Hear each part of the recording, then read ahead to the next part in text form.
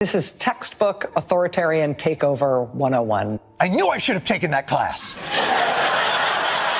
And not majored in submissive liberal crying 101. Oh. Let's be real.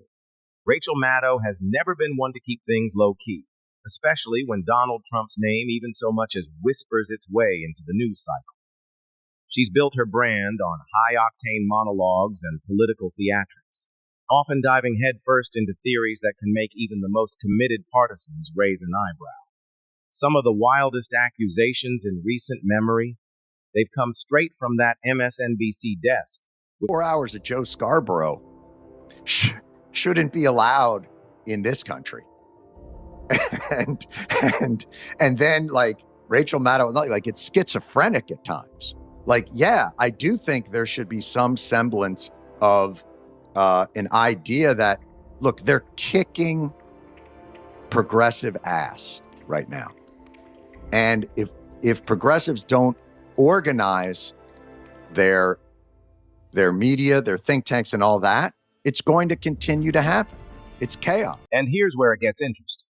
If you've ever wondered when someone from Rachel Maddow's own side would finally stand up and say, okay, this is getting ridiculous, well, you're in luck. That moment has finally arrived. Jon Stewart, yes, that Jon Stewart, just served Maddow a scorching slice of reality, and the internet is eating it up.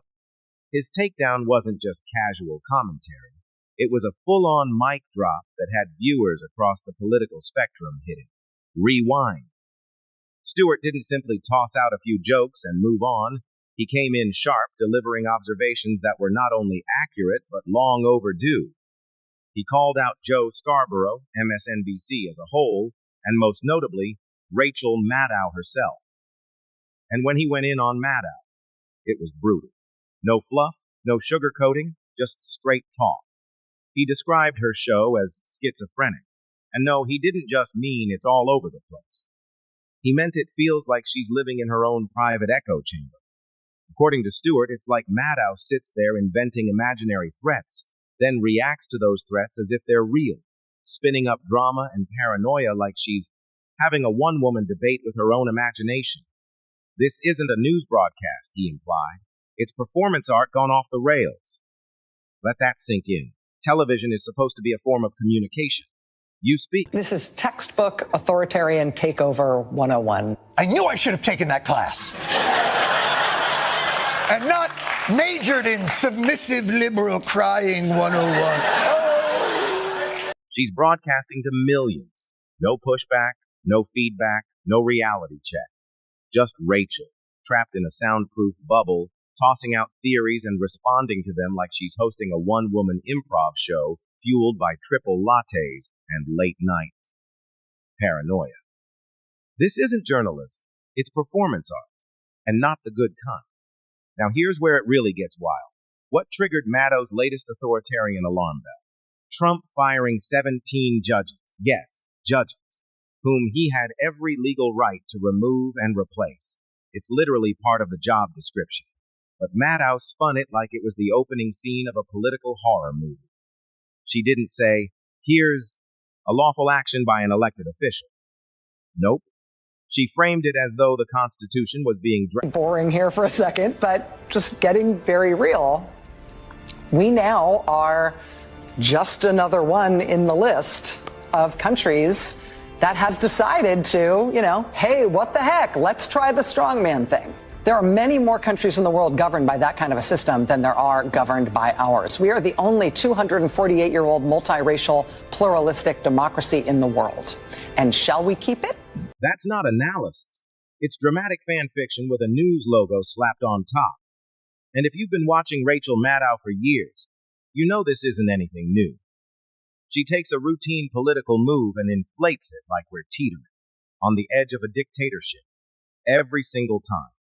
It's honestly like watching someone try to turn a boring HR decision into a Hollywood disaster movie. Trump fired some judges, something he's literally allowed to do, and Maddow acted like he just shredded the Constitution on live TV. So when Jon Stewart labeled her show schizophrenic, suddenly it all clicks. This isn't journalism. It's a full-blown solo drama, with Rachel playing the narrator, the hero, and the villain she made up 5 minutes ago. It's wild. You're not watching the news. You're watching a one-woman Broadway show. She builds the tension, invents the threat, delivers the dramatic pause, and then reacts like she's just uncovered Watergate all over again.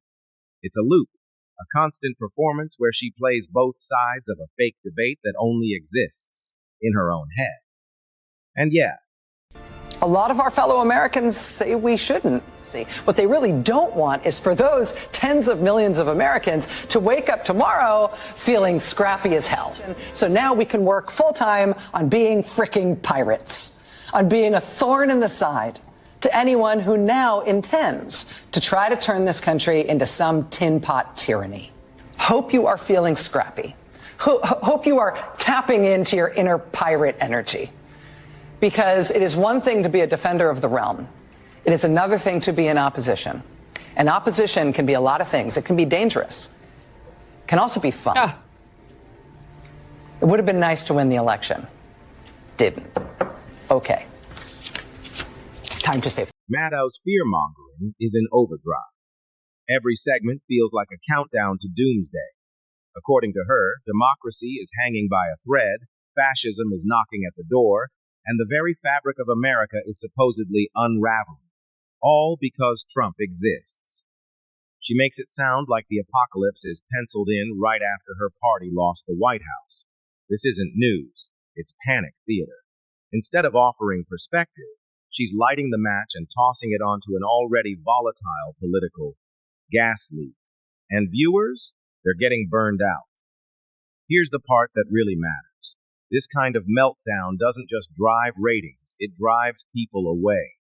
Away from the facts, away from meaningful discussion, and yes, away from the Democratic Party itself. When every headline is a crisis, every story starts to lose weight. People aren't looking for hysteria, they're looking for truth. And Maddow is serving up chaos with a side of paranoia.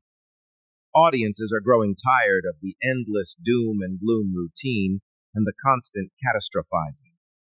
It's wearing thin. Voters don't want to be scolded like children or dragged into an emotional guilt trip every election cycle. Democrats just lost everything. They control nothing.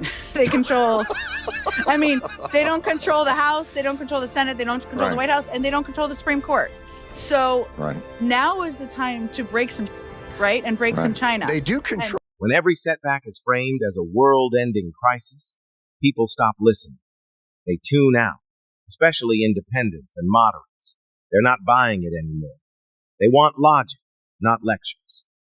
And here's the real wake-up call. When people inside the liberal bubble start throwing shade, you know it's serious. Jon Stewart, Jen Psaki, Bill Maher, these aren't fringe outsiders. These are top-tier voices from the same side of the aisle, and even they're roasting the party like it's open mic night. They're sounding the alarm because the Democratic narrative has veered so far off course that even their own allies can't defend it anymore. When your own team starts clowning you on national TV, maybe it's time to sit down and ask, what went wrong? Let's be real. Networks like MSNBC, and especially Rachel Maddow, haven't just missed the mark. They've actively damaged their own side's credibility. Instead of highlighting what their candidates actually bring to the table, policy, plans, solutions, leadership, they've been stuck in an endless feedback loop. Trump, Trump, and more Trump. And Maddow? She's made it a personal obsession. She treats attacking Trump like she's working on a performance art thesis. Night after night, it's the same formula. A dramatic montage of... She is stomach turning, isn't she? It could be... You're in danger. What are you going to do with your 10 houses and your tens of millions? My God, you better start preparing. You should start getting the medication kits and the food right now. Store away. Trump is coming for you, Rachel.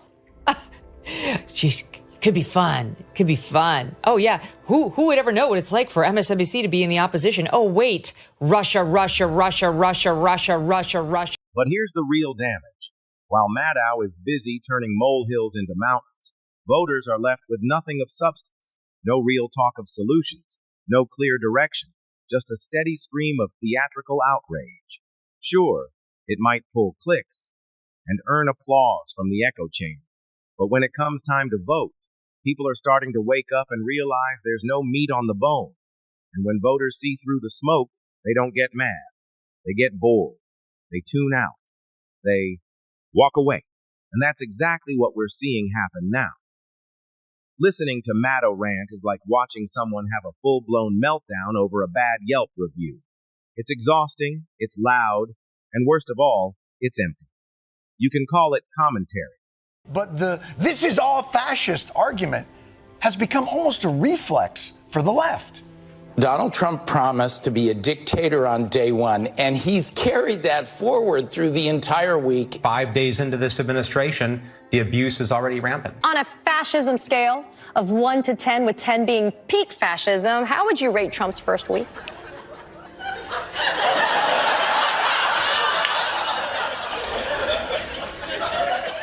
These elite media personalities live in a fantasy world, completely detached from the daily struggles regular Americans are facing. While working-class families are out there sweating over sky-high rent, outrageous grocery bills, and the gut punch of inflation that surged during Biden's final years, Rachel Maddow is comfortably seated in an air-conditioned studio, latte in hand, untouched by any of it. She's not losing sleep over $6 eggs or getting hit with overdraft fees. She's busy polishing her brand and sharpening her hot takes. And who's in her crosshairs? Not the people actually responsible for the economic mess. Oh no, Maddow's still locked on Trump like it's 2016 on an endless loop. Let's be honest. This isn't about speaking truth to power. It's about keeping the cash flowing. Her six-figure media empire is built on outrage. And Trump is the golden goose. I would say it's not fascism. Do I not understand what fascism is? Republicans control the House, the Senate, the executive, and the judiciary. This isn't journalism. It's a business model. Maddow doesn't dare speak honestly about the economic pain crushing millions of Americans. Why? Because calling out the real issues might upset her loyal fan base. And worse, it might put her fat paycheck at risk. So instead, she plays it safe.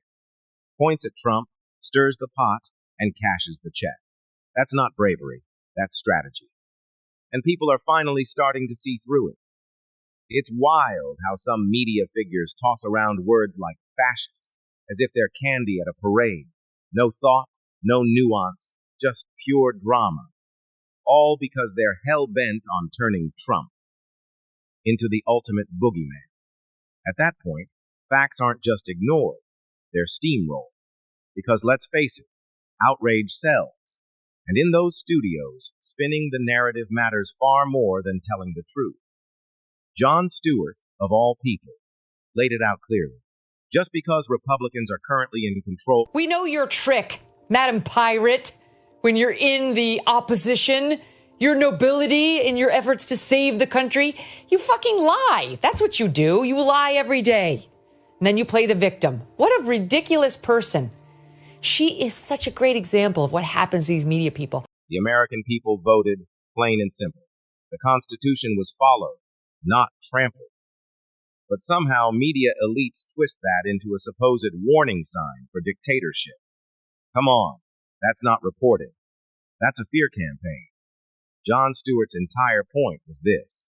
If you start labeling every Republican win as an authoritarian takeover, you're not just crying wolf. You're insulting millions of voters who made their voices heard the right way. At what point did disagreeing with election results become an excuse to rewrite reality? When you throw around heavy words like fascism every time your side loses, you don't just water down the meaning. You disrespect the very system you claim to defend. Maddow and others like her aren't raising awareness. They're weaponizing language to score political points. And people are waking up to the game. She loves tossing out labels, but let's be honest, most of them don't hold water. The way Rachel Maddow pushes half-truths and twisted narratives, you could probably build an entire set out of them, maybe even fill a whole network studio. Rachel Maddow doesn't know any of that. She doesn't know any of that. She's made so much money. She's lost her tether to real people. She thinks the whole world is the New York Times. This whole act is calculated. It's designed to stir emotion, rile people up, and shift blame anywhere except where it belongs. She builds this dramatic storyline where she's under siege and Trump is the villain in every single episode. But here's the kicker. When the real issues exploded under Biden, she went silent. Inflation hit hard. The border turned chaotic. Foreign policy missteps were plenty, and Maddow went silent. She didn't challenge it, didn't question it, and didn't even flinch. Why? Because it wasn't convenient. Because holding her own side accountable doesn't fit the script. That's not journalism. That's political theater in a pantsuit backed by a teleprompter. Her job isn't about facts. It's about protecting a narrative. And the second that narrative starts to fall apart, she does what she always does. Points at Trump and screams. Even Megyn Kelly's calling it out now. And let's be real, she might have a point. Maddow isn't just biased. She's living in a whole different reality. It's not just spin anymore. It's a full-blown fantasy land. No debate. No opposing views. Just one airtight echo chamber where facts go in, get twisted, and come out as ratings bait. Maybe, just maybe, it'll take voices like Jon Stewart or Bill Maher to finally shake Rachel Maddow out of her echo chamber. These aren't conservative firebrands out to score points. They're longtime liberals with actual backbone, not afraid to speak truth even when it ruffles feathers on their own side. And that's what makes their critiques hit harder. They don't operate off rage bait or blind loyalty. They've called out both the right and the left when things get out of pocket. When someone like Stewart or Ma starts throwing punches at Maddow's narrative, it isn't a partisan jab. It's a reality check, a wake-up call, the kind she desperately needs, because let's face it, Maddow's show doesn't just lack balance, it lacks honesty. And at some point, even her own viewers are going to want more than recycled outrage and dramatic pauses. They're going to crave something real, something that actually challenges them instead of